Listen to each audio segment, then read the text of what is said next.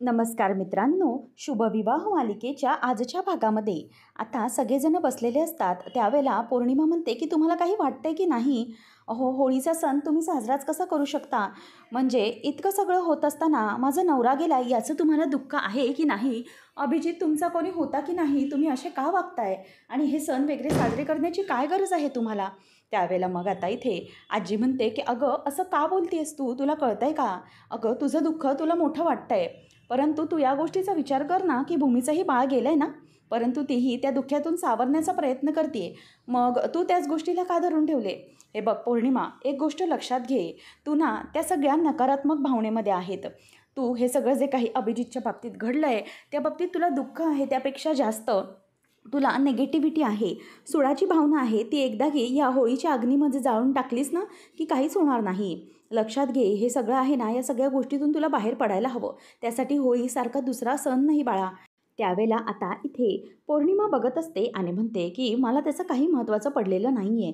त्यावेळेला आजी म्हणते की हे बघ, सगळ्यांचा निर्णय घेतला पाहिजे आणि मला तरी असंच वाटतं आहे की घरात जे काही घडलं आहे ना त्यावरून आपण होळीचा सण साजरा केला पाहिजे, जेणेकरून घरामध्ये जे काही नकारात्मकता आहे आणि जे काही दोष आहेत मनामधले किंवा जे काही चुकीच्या भावना आहेत त्या या होळीतून अग्नीतून जाळून टाकल्या पाहिजेत. त्याच वेळेला तर गोखले गुरुजी येऊ का घरात असा आवाज देतात, जय गुरुदेव. तेव्हा आता आजी खुश होते आणि म्हणते की गोखले गुरुजी असं म्हणून सगळेजण आता आनंदाने उठून बसतात. आणि त्याच वेळेला आता भूमी आणि आकाश दोघंजणही धावत धावत गुरुजींना रिसीव्ह करायला येतात आणि नमस्कार करते म्हणून पाया पडतात. त्यावेळेला आता गुरुजी दोघांनाही आशीर्वाद देतात आणि म्हणतात की शुभम भवतु. आणि गुरुजींना भूमी म्हणते की या ना आतमध्ये या, असं म्हणून आता गोखले गुरुजींना ते आतमध्ये यायला सांगतात आणि आपली मनू त्यांच्यासाठी पाणी घेण्यासाठी म्हणून जाते. तेव्हा गुरुजींना आकाश बसायला सांगतो आणि मग आता आकाशला आणि आजीला गुरुजी जे काही घडलं आहे ते भेटून सांगायचा प्रयत्न करत असतात. रागिनी तिथेच बसलेली असते आणि ते अचानक असे कसे आले याचा प्रश्नही तिला पडलेला असतो. त्यानंतर आता इथे गोखले गुरुजी म्हणत असतात की आजी, खरं तर इथे येण्याचं कारण म्हणजे महाराजांची आज्ञा झाली आहे, म्हणूनच मी इथे आलो आहे. त्यावेळेला मग आता गुरुजी त्यांच्या एका पिशवीमधून नारळ काढायला लागतात. त्याच वेळेला आता जो लाल फडक्यामध्ये बांधलेला नारळ असतो तो नारळ ते काढतात आणि त्यानंतर मग सगळेजण अगदी कुतूहलाने बघत राहतात की नेमकं हे सगळं काय आहे. त्याच वेळेला इथे आता भूमीला भीती वाटत असते की नेमकं आणखी काही प्रॉब्लेम झाला आहे की काय. त्याच वेळेला आता इथे गुरुजी म्हणतात की महाराजांची आज्ञा झाली आहे की यंदाच्या होळीमध्ये जेव्हा महाजनांची होळी असेल त्या होळीच्या या पवित्र अग्नीमध्ये तुम्ही जर हा नारळ टाकलात, म्हणजेच आकाश आणि भूमी या दोघांनी हा नारळ त्यामध्ये घातला, तर त्यांच्या आयुष्यामध्ये सुखाच्या पर्वाची नवीन नांदी होऊ शकते. म्हणूनच आमची अशी इच्छा आहे, म्हणजेच तशी महाराजांची आज्ञा आहे की हा जो नारळ आहे ना, हा नारळ तुम्ही होळीच्या अग्नीत टाका. सध्या भूमी आणि आकाशच्या बाबतीत जे काही घडलं आहे ते मला चांगलंच माहिती आहे, परंतु काय आहे की काही झालं तरीही अजूनही त्यांच्यावरचं जे ग्रहण आहे ते संपलेलं नाही आहे. त्यामुळे आता या ग्रहणाला काही, म्हणजे जे ग्रहण आहे ते कधी संपेल हे सांगता येणार नाही, परंतु त्यामध्ये थोडाफार तरी काही कमीपणा जाणवू शकतो.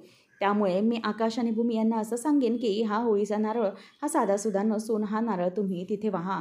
मग बघा, तुमच्या आयुष्यामध्ये नवीन काहीतरी सुख येईलच आणि जे सुख ज्याची तुम्ही अगदी आतुरतेने वाट पाहत आहात ते सुख अगदी नक्कीच तुमच्या आयुष्यामध्ये येऊ शकते, असं आता ते सांगत असताना रागिनीला टेन्शन यायला लागतं. रागिनी विचार करते की हा म्हातारा नेमकं असं काय सांगतोय, असं काय आहे, आकाशभूमीच्या आयुष्यात कोणतं नवीन सुख येणार आहे, असा विचार तिच्या डोक्यामध्ये येत असतो.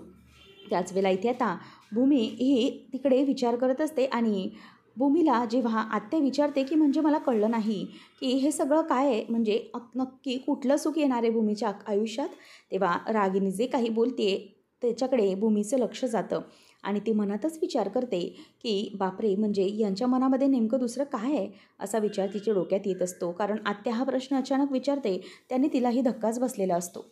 नंतर गुरुजी म्हणतात की हे बघा, मी आता तरी असं काही सांगू शकत नाही, परंतु त्यांच्या आयुष्यातलं जे ग्रहण गेलं नाही ते ग्रहण आता त्यांच्या आजूबाजूला सतत फिरत आहे, त्यामुळे त्यापासून त्यांचं रक्षण व्हावं यासाठी हे सगळं आहे, बाकी दुसरं काही मला आता विशेष सांगता येणार नाही, असं ते बोलून दाखवतात.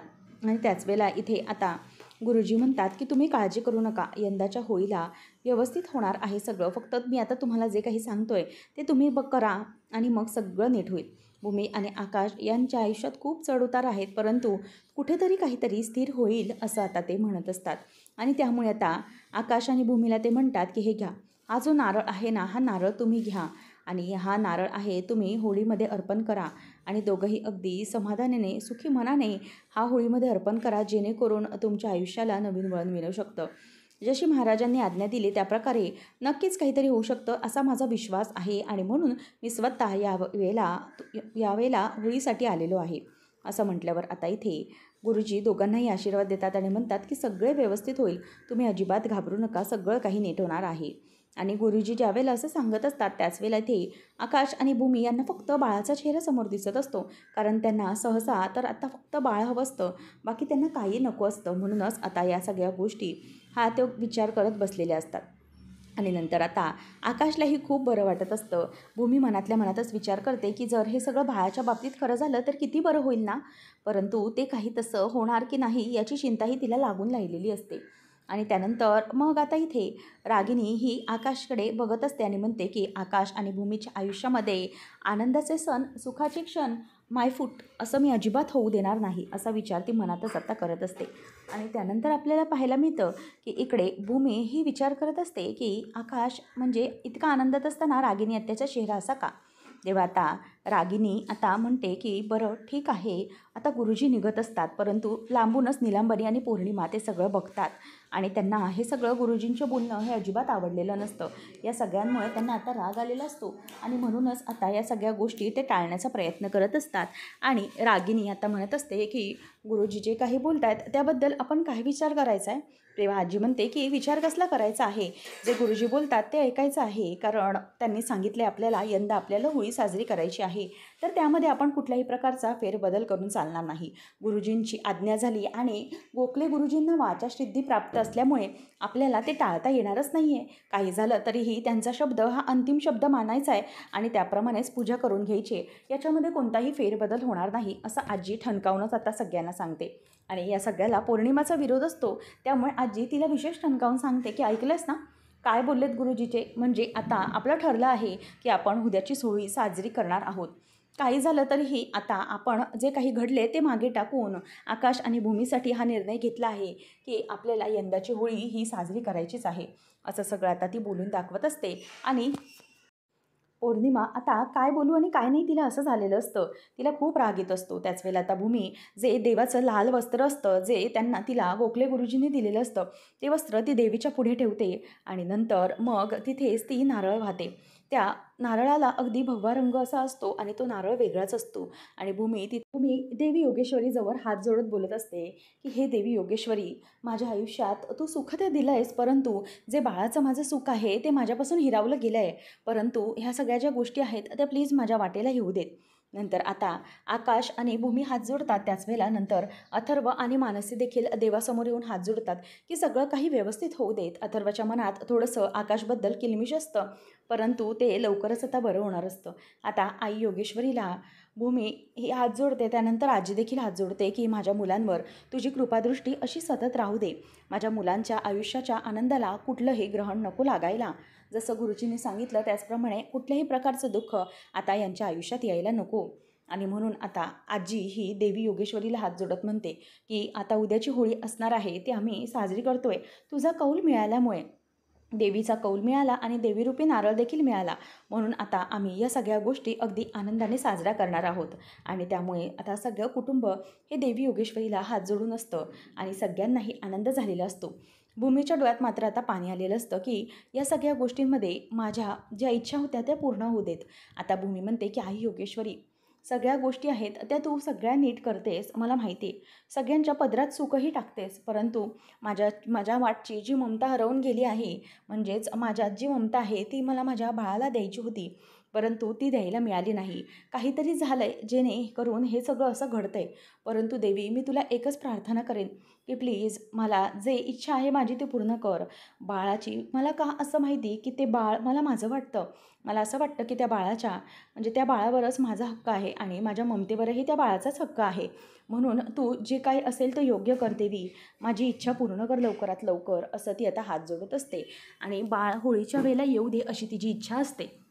आकाश आता हात जोडतो आणि म्हणतो की देवी योगेश्वरी, मला माहिती आहे आत्तापर्यंत भूमी आणि मी जे जे काही मागत आलो आहे ते तू अगदी आनंदाने पूर्ण केली आहे. आमची स्वप्नपूर्ती तू नेहमी केलेली आहेस. परंतु आत्ताही मी तुला तेच सांगेन की भूमीची जी इच्छा आहे ती योग्य आहे की नाही मला माहिती नाही आहे. परंतु तिच्या आईपणाची इच्छा ही खूप मोठी आहे. म्हणूनच आता या सगळ्यामध्ये तू लवकरात लवकर तिला बरं कर आणि तिच्या या सगळ्या इच्छा तू पूर्ण कर. असं म्हणून आता आकाश हा देखील हात जोडतो आणि भूमी आता तो नारळ ठेवल्यानंतर देवी योगेश्वरीची आरती घेत असतात. आणि देवी योगेश्वरीची आरती घेत असताना भूमीला आता आतून खूप त्रास जाणवत असतो. तिला या सगळ्याचं खूपच दुःख होत असतं. आणि त्यानंतर मग आता इथे भूमी विचार करते की आत्या कुठे गेल्यात. ती मागे वळून वगैरे पाहते आणि म्हणते की निलांबरीत आईचं किंवा पौर्णिमाचं तर मी समजू शकते. त्यांना तर इथे काही राहण्यात आनंद किंवा रसच नसतो. परंतु रागिनी आत्या इथे कशा नाही आहेत. म्हणजे नेमकं काय झालं असेल असा विचार तिच्या डोक्यामध्ये येत असतो. कारण काहीही झालं तरीही रागिनी आत्या इथे न थांबण्यामागचं कारण तरी काय आहे. कारण त्यांना असं वाटलं असेल का की इथे थांबणं त्यांच्यासाठी योग्य नाही किंवा त्यांना ही जी होळीची पूजा करतोय ते आवडलेलं नसेल का. नेमकं असं काय असेल मला कळत नाही आहे असा विचार आता भूमीच्या डोक्यामध्ये येऊ लागतो. नंतर इथे निलांबरी आणि पौर्णिमा टाकीवर रागिनीची म्हणजेच गच्चीवर रागिनीची वाट पाहत असतात. त्याच वेळेला तिथे रागिनी येते आणि म्हणते की नाही, गुरुजींनी सांगितलेलं आहे की आकाश आणि भूमी यांच्या आयुष्यात सुख येणार. तेव्हा निलांबरी म्हणते की हो, आता आपण काय करायचं आहे. इतक्या सगळ्या गोष्टी घडत आहेत, आपण कसं थांबवायचं हे सगळं. आणि मी तर सांगते की ही होळीची पूजा होणार नाही. ही पुन्नू बरोबर बोलत होती. परंतु तुम्ही देवा तरी तिची साथ द्यायला हवी होती ना. म्हणजे स्वतःची इतकी कसली कातडी वाजवायची असते तुम्हाला. तुम्ही जरा तरी तिला सपोर्ट करायचा होता. तेव्हा तुम्ही काहीतरी बोलला असतात ना, तर मग मात्र हिचं ऐकलं असतं तुमच्या आईने आणि सगळं काही व्यवस्थित झालं असतं. परंतु तुम्ही जराही तिची बाजू घ्यायला मागतच नाही. त्यावेळेला मग रागिनी चिडते आणि म्हणते की हे बघा निलांबरीताई, एक गोष्ट लक्षात घ्या की काय ना, आपल्याला प्रत्येक वेळेला असं उघड बोलून नकार देता येत नाही. विरोध केला तर त्यावेळेला त्यांना वाटू शकतं की नेमकं माझ्या मनामध्ये काहीतरी खोट आहे. मी त्यांना सपोर्ट करते, त्यांच्या मागे असते. कारण का, त्यांना माझ्यावर विश्वास बसावा म्हणून. आता तसाही त्यांचा माझ्यावर विश्वास पूर्णपणे बसत आलेला आहे आणि त्याच विश्वासाला मी कसा तडा लावून देऊ सध्या. म्हणून आता तरी विश्वास मी तडा लावू देणार नाही. सध्या आता विश्वास संपन्न करायचा आणि वेळ येईल तेव्हा विश्वासघात करायचा. हे तर ठरलेलंच आहे ना आपलं. मग आता त्यामध्ये फेरबदल करून काही चालणार नाही आहे. असं आता इथे रागिनी तिला बोलत असते आणि मग या सगळ्या गोष्टी याचं तिला टेन्शन येत असतं. त्यानंतर आपल्याला पाहायला मिळतं की इकडे भूमी ही देवीकडून बाजूला आलेली असते आणि आत्या कुठे गेली असेल नेमकी याचा विचार आता तिच्या डोक्यामध्ये येत असतो. ती म्हणते की नाही, नक्कीच काहीतरी आहे जे माझ्यापासून लपवलं जात आहे. आणि रागिनी आत्या मगाशी जेव्हा गुरुजी या सगळ्या गोष्टीबद्दल बोलत होते होळीबद्दल, त्यावेळेला आत्याचा चेहरा मला जरा पडल्यासारखा दिसला. म्हणजे मला असं वाटत होतं की गुरुजी जे काही बोलत आहेत ना, ते आत्याला नाही आवडत आहे किंवा त्यांच्या मनाच्या विरोधात हे सगळं चालू आहे. म्हणून मला असं वाटतं आहे की कदाचित त्या ह्याच गोष्टी तर डिस्कस करण्यासाठी आईला किंवा पौर्णिमाला भेटत नसतील ना. म्हणून ती आत्ता म्हणते की मला सगळीकडे शोधलं पाहिजे, हे कुठे गेल्यात त्या. रागिनी म्हणते की हे बघ पौर्णिमा, काही झालं तरी सध्या मी हे सगळ्याला विरोध नाही करू शकले. कारण आकाश आणि भूमी यांना विरोध आत्ता केला तर मात्र पुढचं कठीण होऊन बसेल. म्हणून आता मी त्यांना सपोर्ट करते, जेणेकरून पुढे काही गोष्टी असतील त्या माझ्या फेवरमध्ये नक्कीच घडू शकतील. आणि त्याच वेळेला रागिनी मात्र आता विचार करत असते की नाही, पण काहीतरी केलं पाहिजे आणि ही होळी थांबवली पाहिजे. आकाश आणि भूमी यांच्या आयुष्यात सुखाची सुरुवात झालीच नाही पाहिजे. म्हणूनच काही जाऊन ही होळी थांबवलीच पाहिजे असं आता रागिनी तिला इशारा करते. आणि भूमी आता येत असते. भूमी म्हणते की सगळीकडे तर शोधून झालेलं आहे, परंतु मला किचन झालं, हॉल झालं, सगळं काही बाहेरचा परिसर झाला, फक्त टेरेस राहिलं आहे. टेरेसवर जाऊन बघते असं म्हणून भूमी आता तिथे जिने चढून तिथे वरती येणारच असते. आणि रागिनी आणि पौर्णिमा, निलांबरी या तिघींचा मात्र छान गप्पा चालू असतात. कशी होळी थांबवायची, काय करायचं असा प्रश्न आता त्यांना पडलेला असतो. आणि काय करायचं याच्या मागे त्या लागलेल्या असतात. आणि तेवढ्यातच आता पौर्णिमाला ती म्हणते की नाही, आता काही असू दे, परंतु मी आता ही होळी होऊ देणार नाही. काही झालं तरी भूमी आणि आकाशचा आनंद मला नको आहे आणि त्या आनंदाला कसं गालबोट लागेल याचाच प्रयत्न मी करेन असा ती विचार आता करत असते. त्याच वेळेला आता रागिनी ही चालत पुढे येत असताना तिच्या समोरूनच आता भूमी येते आणि भूमीला समोर पाहिल्यानंतर रागिनीला धक्काच बसतो. त्याचप्रमाणे पौर्णिमा आणि नीलू दोघीजणीही तिच्याचकडे बघत राहतात. आता दोघी एकमेकींकडे अगदी बघत राहतात. कारण काय झालं आहे काय नाही हे कोणाला काहीच कळत नाही. भूमीने ऐकलं आहे की नाही हेही त्यांना माहीत नसतं. परंतु भूमी ज्या नजरेने त्यांच्याकडे बघते ते पाहून त्यांना आता भीती वाटत असते. पौर्णिमा मनातच विचार करते की ह्या भूमीने आमचं सगळं बोलणं ऐकलं आहे की काय. परंतु आता भूमी समोर येते आणि ती नीलांबरी, पौर्णिमा आणि रागिनी या तिघींकडेही बघत असते. आणि येत असताना आता रागिनी मात्र घाबरलेली असते. आता भूमी हे सगळं ऐकून नेमकं काय करेल? पुन्हा एकदा सगळी सत्ता हातातून काढून घेईल का? असा प्रश्न तिला पडलेला असतो. भूमी आता चालत चालत समोरून येत असते आणि रागिनी देखील येत असते. तेव्हा रागिनी म्हणते की बरं चल मी येते खाली. त्यानंतर मग भूमी म्हणते की मला 1 मिनिट जरा सांगा आत्या, नेमकं काय झालं आहे? तेव्हा आत्या म्हणते की काय गं, कशाबद्दल बोलतेस तू? तेव्हा भूमी म्हणते की तसं नाही, मगाशी जेव्हा गुरुजींनी तो होळीचा नारळ दिला होता त्यावेळेलाही तुम्हाला असा फारसा आनंद झालेला नव्हता. आणि आताही कदाचित मी होळीचा नारळ तो तिथे देवापुढे ठेवत सगळेजण आम्ही आरती आणि नमस्कार करत होतो, परंतु तुम्ही तिथे नव्हतात. नेमकं काय झालं आहे? होळी साजरी करण्याचा निर्णय घेतला आहे तो तुम्हाला फारसा पटलेला दिसत नाही आहे, खरं आहे का हे? त्यावेळेला आता रागिनीला काहीच बोलावं काही सुचत नसतं, कारण भूमीने सरळच तिला शब्द विचारलेला असतो की नेमकं काय प्रॉब्लेम आहे ते सांगा. तेव्हा रागिनी म्हणते की नाही गं बाळा, असं का असेल? मला काय प्रॉब्लेम असेल? जर आपल्या घरामध्ये कुठला आनंद साजरा होत असेल किंवा तुमच्या आयुष्याला नवीन आनंद मिळणार असेल तर मग ते साजरं करायला काय प्रॉब्लेम असेल मला? असं काहीच नाही आहे. तेव्हा मग भूमी म्हणते की मग मी तेच तर विचारते ना, की मग तुम्ही इथे कशासाठी आलात? असं गच्चीवर सगळ्यांपासून वेगळं येऊन यांच्याशी असं काय बोलताय? कारण या तर त्या पूजेसाठी थेटच विरोध करतायत. मग तुम्ही त्यांच्या बरोबर बोलताय ना, म्हणून मला प्रश्न पडला आहे की हे सगळं काय चालू आहे आणि तुम्ही इथे एकट्या येऊन काय बोलताय तिघींशी? तेव्हा आता रागिनी म्हणते की काय ना, तुझा प्रश्न अगदी बरोबर आहे भूमी. काय ना, भूमी ही खाली मगाशी पौर्णिमा विरोध करत होती सगळ्यांसमोर आणि आईलाही त्याचा त्रासच होत होता.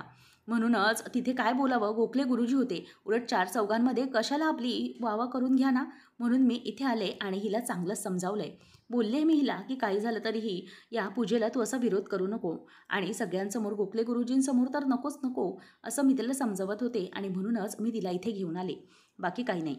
परंतु तिला समजवते ते कळत नाही आहे. भूमी म्हणते की हो, मला तर ते माहीतच होतं की पौर्णिमाला माझा कुठल्याही प्रकारचा आनंद बघवला जात नाही. परंतु एक गोष्ट लक्षात ठेव पौर्णिमा, तू काहीही करण्याचा प्रयत्न करतेस, कशातही तू नकारच देतेस आणि आताही तू तेच करतेस. परंतु एक गोष्ट लक्षात ठेव की मी जे काही करते त्याच्यामागे माझा देवीचा आशीर्वाद असतो. जे काही आहे ते ती सगळं व्यवस्थित पार पाडत असते. परंतु तू जे काही करायला बघतेस, तुझ्या मनामध्ये ज्या काही घाणेरड्या भावना आहेत त्या या सगळ्याने कमी होणार आहेत की नाही मला माहीत नाही, परंतु जिंकणार तर मीच. कारण तुझ्या मनात जी खोट आहे तीच आता या सगळ्याला देवाची शक्ती ताकद देईल आणि तुझ्या मनातली जी काही घाण आहे ती सगळी घाण ती काढून टाकेल. असं आता ती बोलत असते आणि त्याच वेळेला मग आता इथे रागिनीच्या समोरूनच ती निघून जाते आणि पूजा तर उद्या होळीची होणारच आहे. कुठल्याही परिस्थितीत अशी चॅलेंज देऊनच ती निघून जाते. त्यावेळेला आता ती गेल्यावरती रागिनी पुन्हा मनात म्हणते की हो, मी पण आता बघते की ही होळीची पूजा कशी होते ती. आणि त्यांनाही आता खूप चीड आलेली असते. कसं थांबवायचं सगळं हे, असा प्रश्न त्यांना पडलेला असतो. तर इथे आकाश, अथर्व आणि मानसी तिघंजणही बसलेले असतात आणि मानसीला तो सांगतो की सगळी तयारी कशी आहे? ती म्हणते की अगदी उत्तम. मला माहिती आहे की थंडाई मिक्स कसं बनवतात ते मी आजीला विचारलं आहे. शिवाय आपला जो स्वीटवाला आहे ना त्यालाही सांगून ठेवलं आहे, आपला नंबर आहे त्याच्याकडे. आणि नंतर मग आता पुढचं काय? आता आकाश म्हणतो की हे बघ अथर्व, आपली जे होळी असेल किंवा त्याच्यासाठी लागणारे लाकडं असतील किंवा सजावटीसाठीचं जे सगळं काही सामान असेल ते सामान ना तू मॅनेज कर. म्हणजे ती होळीची पूजा वगैरे तिथलं सगळं तू मॅनेज कर. मग बाकीच्या ज्या काही गोष्टी उरतायत ना त्या मी बघतो आणि शिवाय माझं लक्ष असेल सगळ्यात. आणि मानसी, तू आणि भूमी एक काम कर, उद्यासाठीचा मेन्यू काय असेल तो तुम्ही डिसाईड करा, म्हणजे तुम्ही दोघी ते सगळं बघून घ्याल ना? तेव्हा मानसी म्हणते की हो भाऊजी, काळजी करू नका, सगळं बघते मी. आणि मग आता अथर्व म्हणतो की काय ना आकाश, मला ना जरा दुसरी पण कामं आहेत, त्यामुळे प्लीज इतकं जबाबदारीचं काम तू माझ्यावर टाकू नकोस. आता मात्र आकाशला कळतं की अथर्व थोडा हर्ट झालेला आहे म्हणून तो तसं बोलून दाखवतोय. अथर्वला आता आकाश म्हणतो की अरे अथर्व, तू अजूनही तीच गोष्ट मनात धरून आहेस का? नको रे इतका विचार करूस त्या गोष्टीचा. मला कळतं आहे कधीतरी आपल्याकडून चुका होतातच ना, आणि तू लहान आहेस अजून या सगळ्यामध्ये, तर तुझ्याकडून चुका होणं हे साहजिक आहे. आता चूक झाली आहे, आपल्याकडून मोठी डिलेही केली आहे, इट्स ओके. परंतु तुझ्याकडून मी ते का काढून घेतलं आणि आत्याच्या हातात दिलं? कारण तिला तितका त्या कामाचा अनुभव आहे म्हणूनच मी तिच्या हातात ते दिले. त्याच्यामुळे काळजी करण्याची गरज नाही आहे. तू बाकीच्याही गोष्टी तर हँडल करतोसच आहेस की, मग काही असं विचार करण्याची गरज नाही आहे, असं आता तो त्याला सांगतो. आणि अथर्व मात्र गप्प असतो. आणि मानसी पण म्हणते की हो अथर्व, प्लीज तू उगीचच कुठल्याही गोष्टीचा चुकीचा अर्थ लावू नकोस. भाऊजी जे म्हणतायत त्याचा विचार कर. अरे त्यांच्या मनात काहीच वाईट नाही आहे. त्याच वेळेला तिथे भूमी आलेली असते आणि भूमी म्हणते की आकाश काय चाललंय काय. तेव्हा आकाश म्हणतो की हे बघ अगं आम्ही सगळी होळीची तयारीच करत आहोत आणि हो तुला काळजी करण्याची गरज नाही आहे बरं का. सगळ्यांना आपापली कामं वाटून दिलेली आहेत. जो तो आपापली कामं करणार आहे त्याच्यामुळे घाबरू नकोस. पण तू एक काम कर भूमी, तू एक काम करशील, आपली जी गेस्ट लिस्ट आहे ना तू जरा काढ. म्हणजे ना आपण त्यांना फोन करून इन्व्हाइट करूया. कसं आहे ना व्यवस्थित सगळ्यांना निमंत्रण गेलं पाहिजे. मग भूमी म्हणते की आकाश आपण एक काम करूया का, आपण पारितोष आणि अमोलीला बोलूया का या फंक्शनसाठी. म्हणजे ना मला बाळालाही बघता येईल आणि बाळही ही होळी बघू शकेल ना आपल्या घरातली. तेव्हा आकाश म्हणतो की भूमी काल जे काही झालं आहे त्यावरून तुला असं वाटतंय का गं की इकडे अमोली आणि पारितोष येतील आपल्या घरी होळीला. तेव्हा भूमी म्हणते की आकाश मला प्लीज असं मनातून वाटतंय की आपलं बाळ या इथे आलं ना की खूप बरं वाटणार आहे. सगळं काही अगदी व्यवस्थित होऊन जाणार आहे. त्यामुळे प्लीज आता मी तुला सांगते की आकाश तू पारितोषला सांग. तू जर त्याला निमंत्रण दिलंस तर तो नकार नाही देणार. आकाश म्हणतो की हो तो आपल्या शब्दाखातर नाही देणार नकार, परंतु हे निमंत्रण आपण त्याच्यावर लादायचं आहे का. तेव्हा मग भूमी म्हणते की आकाश प्लीज प्लीज विचार कर ना, प्लीज तू बोलव ना त्याला. असं ती आता आगळच घालते. मग काय बोलावं हे त्याला काहीच कळत नाही. तो म्हणतो की बरं ठीक आहे मी लावतो कॉल, बघूया काय बोलतोय ते. म्हणून आता आकाश हा भूमीच्या शब्दाखातर पारितोषला इन्व्हाइट करण्यासाठी कॉल लावत असतो आणि भूमी त्याच्याकडे अगदी केविलवाण्या नजरेने बघत असते. त्यामुळे त्याला तर खूपच असं वाईट वाटतं आणि तो फोन लावतो आणि स्पीकरवरच फोन ठेवतो. म्हणतो की हॅलो पारितोष ठीक आहे. तेव्हा मग पारितोष म्हणतो की काय रे आकाश सगळं ठीक आहे ना तिकडे आणि भूमी ठीक आहे ना. तेव्हा पारितोषला तो म्हणतो की हो भूमी अगदी व्यवस्थित आहे, सगळं ठीक आहे. बरं मी तुला एका कामासाठी कॉल केला होता. पारितोष म्हणतो की काय कसलं काम नक्की. त्यावेळेला मग आता या सगळ्या गोष्टी होत असताना तो म्हणतो की अरे काय ना आमच्या घरी ना जरा होळीचं फंक्शन असतं आणि त्यामुळे तुला इन्व्हाइट करण्यासाठी आणि अमोलीला इन्व्हाइट करण्यासाठी मी कॉल केला होता. त्याच वेळेला मग आता तो 1 मिनिट हा असं म्हणतो, फोन म्यूटवर टाकतो आणि अमोलीला येऊन सांगतो की आकाश आपल्याला त्याच्या घरी होळीच्या फंक्शनसाठी इन्व्हाइट करतोय. आता हे ऐकल्यावर अमोली नाही हा प्लीज नाही असं त्याला बोलते आणि खुणावते. त्यावेळेला मग आता तो म्हणतो की बरं ऐकलंस का आकाश, ॲक्च्युली यायची इच्छा होती रे, परंतु त्याच वेळेला ना आमचं दुसरं फंक्शन आहे त्यामुळे आम्हाला जरा येता येणार नाही. आकाशला कळून जातं आणि इथे भूमीलाही समजतं की ते लोक येणार नाहीत आणि ते मुद्दाम. भूमी फोन ठेवल्यावर म्हणते की आकाश मला कळतं आहे हे सगळं ना ते अमोली माझ्यामुळे वागते. मी असं करेन ना याची भीती त्याला वाटते ना, म्हणूनच ते सगळं असं वागतायत. मला कळतं आहे हे सगळं माझ्यामुळे होतं आहे. परंतु ठीक आहे काहीच हरकत नाही आकाश, जर खरंच हे सगळं असं घडणार असेल आणि बाळ इथे होळीला यावं अशी तर माझी मनापासूनच इच्छा आहे. परंतु जर बाळ आलं नाही तरीही ठीक, परंतु माझी ही आता ममतेची परीक्षा आहे. जर खरंच बाळ म्हणजे माझी ममता तितकी प्रखर असेल, बाळाविषयीचं प्रेम तितकं खरं असेल ना, तर ते बाळ नक्की या होळीला आल्या वाचून राहणार नाही. नक्कीच देवी योगेश्वरी आणणार बाळाला असं ती म्हणते. पुढच्या भागामध्ये आपल्याला पाहायला मिळतं की रागिनी इथे म्हणत असते की हा जो नारळ आहे ना, हा नारळ भूमी वाढवणार आहे ना, मग आपण हा नारळ बदलायचा. याच्या जागी दुसरा नारळ ठेवायचा, जेणेकरून भूमीची ही जी काही पूजा आहे ना ती सफलच होऊ शकणार नाही. त्याच वेळेला आता रागिनी ही दुसऱ्या नारळाला, ज्या प्रकारे त्या होळीच्या नारळाला कलर असतो भगव्या रंगाचा, तो रंगाचा कलर ती एका नवीन नारळाला लावून ठेवत असते आणि पौर्णिमाजवळ ती जबाबदारी देते की तू नारळ आता जाऊन देवी योगेश्वरी समोरचा बदलायचा आहेस. आणि मध्यरात्री आता पौर्णिमा आणि नीलू जाग्या असतात आणि तो जो होळीचा नारळ असतो तो नारळ आता त्या दोघीजणीही बदलतात. आणि नंतर दुसऱ्या दिवशी होलिका दहनच्या दिवशी आजी आणि बाकीचे सखे देवीला नमस्कार करत असतात. आता भूमी म्हणत असते की देवी योगेश्वरी आपल्या ज्या या सगळ्या गोष्टी आहेत ना त्या सगळ्या व्यवस्थित होऊ देत. तुला सगळं जग आई म्हणतं ना गं, परंतु मला अशी एकच व्यक्ती माझं बाळ हवं होतं जे की मला आई म्हणेल, परंतु ते पण माझ्यापासून हिरावून गेलेलं आहे. त्याच वेळेला आता तू ह्या सगळ्या गोष्टींना मार्ग दाखव असा हात जोडते. तेव्हा भूमी समोर बघते तर तो नारळ हा उचलायला जात असताना तिला वेगळंच वाटतं. यावर रागिनी विचार करते की या भूमीला काय झालं तरी काय, ही अचानक मध्ये का थांबली असेल. आणि असा विचार आता इथे तिच्या डोक्यात येतो आणि भूमी तिथल्या तिथे थांबलेली असते. भूमीला आता त्या नारळावर संशय येऊन भूमी आता नारळ बदलल्याचं सगळं काही कारस्थान समजू शकेल का हे पाहणं रंजकतेचं ठरणार आहे. अशाच मालिकांच्या अपडेट्ससाठी आजच आपल्या चॅनलला सबस्क्राईब नक्कीच करा.